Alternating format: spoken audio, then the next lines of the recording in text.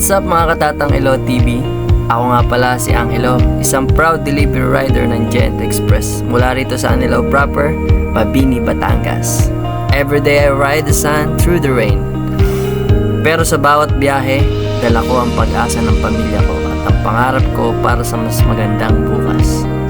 Tip number 1. Tip sa mga gustong pumasok sa delivery life, hindi mo kailangan maging pinakamabilis. Ang importante, maging maingat ka at consistent. Safety first, always, ika nga. Being a rider is more than just delivering parcels. It's delivering smiles, effort, and commitment. Tip number 2. Laging maging magalang, isang magandang araw po, at salamat, at simpleng bagay, pero malaking impact sa customer.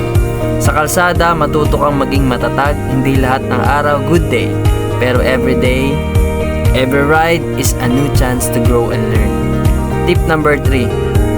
Kung feeling mo napapagod ka na, pause for a while, breathe, huminga ka, tumingin sa paligid. Sometimes the road itself remind you why you started.